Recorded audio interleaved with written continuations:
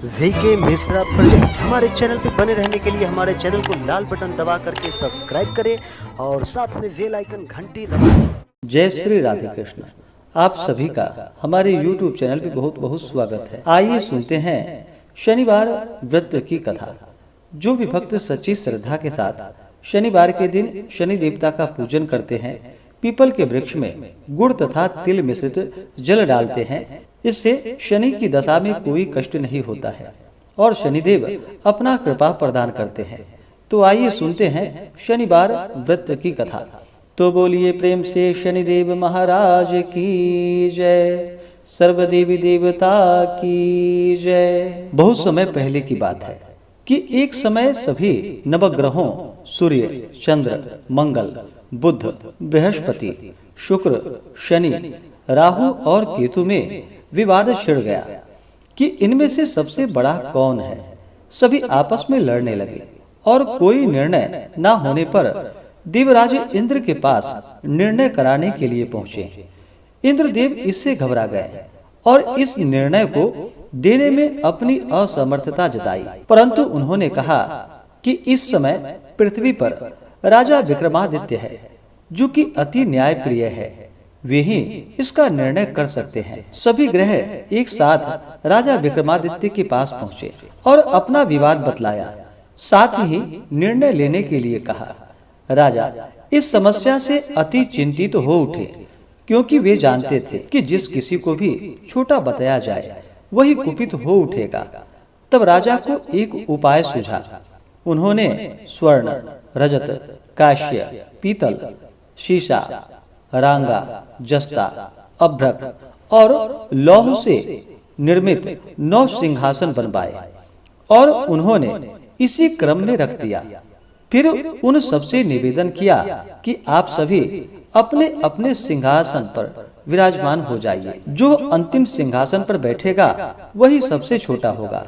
इस अनुसार लौह सिंहासन, जो कि सबसे बाद में होने के कारण शनिदेव सबसे बाद में बैठे, तो वही सबसे छोटे कहलाए। उन्होंने सोचा कि राजा ने यह जानबूझकर कर दिया है। कुपित होकर राजा से कहा कि हे राजा, तू मुझे नहीं जानता। सूर्य एक राशि में 1 महीना, चंद्रमा 2.25 महीना 2 दिन, मंगल 1.5 महीना, बृहस्पति 13 महीने व बुध और शुक्र 1 महीने विचरण करते हैं, परंतु मैं 2.5 से 7.5 वर्ष तक रहता हूँ। बड़े बड़ों का मैंने विनाश किया है। श्री राम की 7.5 आने पर उन्हें वनवास हो गया था। रावण की आने पर बंदरों की सेना से परास्त होना पड़ा। अब तुम सावधान रहना। ऐसा कहकर कुपित होते हुए शनिदेव वहां से चले गए। अन्य देवता खुशी खुशी चले गए। कुछ समय के बाद राजा की 7.5 आई। तब शनिदेव घोड़े का सौदागर बनकर वहां आए। उनके साथ कई बढ़िया घोड़े थे। राजा ने यह समाचार सुन अपने अश्वपाल को अच्छे घोड़े खरीदने की आज्ञा दे दी। उसने कई अच्छे घोड़े खरीदे। वह एक सर्वोत्तम घोड़े को राजा को सवारी हेतु दे दिया। राजा जो ही उस पर बैठा, वह घोड़ा सरपट वन की ओर भाग चला। भीषण वन में पहुंचकर वहां से अंतर्ध्यान हो गया और राजा भूख प्यास से वहीं पर भटकता रहा। तब एक ग्वाले ने उसे पानी पिलाया। राजा ने प्रसन्न होकर उसे अपनी अंगूठी दे दी। वह अंगूठी देकर राजा नगर को चल दिया और वहां अपना नाम उज्जैनी निवासी बीका बतलाया। वहां एक सेठ की दुकान में उसने जल इत्यादि पिया और कुछ विश्राम किया। भाग्यवश उस दिन सेठ की बड़ी बिक्री हुई। सेठ उसे खाना खिलाने के लिए प्रसन्न होकर अपने साथ अपने घर ले गया। वहां उसने एक खूंटी पर देखा कि एक हार टंगा है, जिससे कि खूंटी निगल रही थी। थोड़ी देर में पूरा हार गायब हो गया। तब सेठ ने आने पर देखा कि हार गायब है। उसने समझा कि वीका ने ही उसे चुरा लिया है। उसने वीका को कोतवाल के पास पकड़वा दिया। फिर राजा ने भी उसे चोर समझकर हाथ पैर कटवा दिए और वह चौरंगिया बन गया। नगर के बाहर उसे फेंकवा दिया गया। वहां से एक तेली निकल रहा था, जिसे दया आई और उसने विका को अपनी गाड़ी में बिठा लिया। वह अपनी जीभ से बैलों को हाँकने लगा। उस काल राजा की शनि दशा समाप्त हो गई। वर्षा काल आने पर वह मल्लहार गाने लगा। तब वह जिस नगर में था वहां की राजकुमारी मन भावनी को वह इतना भाया कि उसने मन ही मन प्रण कर लिया कि वह उस राग गाने वाले से ही विवाह करेगी। उसने दासी को ढूंढने के लिए भेजा। दासी ने बतलाया कि वह एक चौरंगिया है, परंतु राजकुमारी ना मानी। अगले ही दिन उठते ही वह अनशन पर बैठ गई कि विवाह करेगी तो उसी से करेगी। उसे बहुत बार समझाया गया पर वह न मानी। तो राजा ने उस तेली को बुलावा भेजा और विवाह की तैयारी करने के लिए कहा।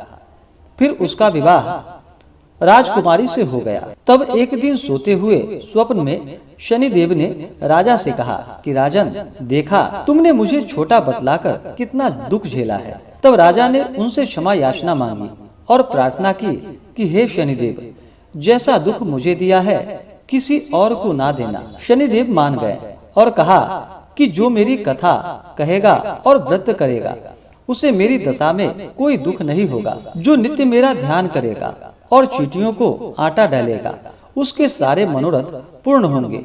साथ ही राजा को हाथ पैर भी वापस दे दिए। प्रातः आंख खुलने पर राजकुमारी ने देखा तो वह आश्चर्यचकित रह गई। विका ने उसे बतलाया कि वह उज्जैन का राजा विक्रमादित्य है। सभी अत्यंत प्रसन्न हुए। सेठ ने जब सुना तो वह पैरों पर गिरकर क्षमा मांगने लगा। राजा ने कहा कि वह तो शनिदेव का कोप था, इसमें किसी का कोई दोष नहीं है। सेठ ने फिर भी निवेदन किया कि मुझे शांति तब ही मिलेगी जब आप मेरे घर चलकर भोजन करेंगे। सेठ ने अपने घर नाना प्रकार के व्यंजनों से राजा का सत्कार किया। साथ ही सबने देखा कि जो खूंटी हार निगल गई थी वही अब उसे उगल रही थी। सेठ ने अनेकों मोहरे देकर राजा का धन्यवाद किया और अपनी कन्या श्री कंवरी से पानी ग्रहण का निवेदन किया। राजा ने सहर्ष स्वीकार कर लिया। कुछ समय पश्चात राजा अपनी दोनों रानियों मनभावनी और श्री कंवरी को सभी उपहार सहित लेकर उज्जैन नगरी को चले गए। वहां नगरवासियों ने सीमा पर ही उनका स्वागत किया। सारे नगर में दीपमाला हुई। वह सबने खुशी मनाई। राजा ने घोषणा की कि मैंने शनिदेव को सबसे छोटा बतलाया था, जबकि असल में वही सर्वोपरि है। तब से सारे राज्य में शनिदेव की पूजा और कथा नियमित रूप से होने लगी। सारी प्रजा ने बहुत समय खुशी और आनंद के साथ बिताया।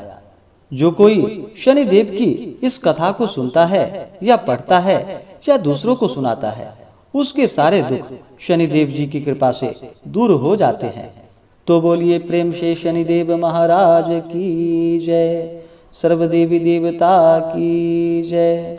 तो आशा करता हूँ कि यह जानकारी आपको अच्छा लगा हो। ऐसे ही ज्ञानवर्धक जानकारियाँ प्राप्त करने के लिए हमारे इस चैनल पे अगर आप नए हैं तो चैनल को लाल बटन दबा करके सब्सक्राइब करें। साथ में बेल आइकन घंटी को दबाएं ताकि मेरे वीडियो का नोटिफिकेशन आपको समय से मिलता रहे। वीडियो को लाइक करें, शेयर करें। सुखी रहें और स्वस्थ रहें। जय श्री राधे कृष्ण। धन्यवाद।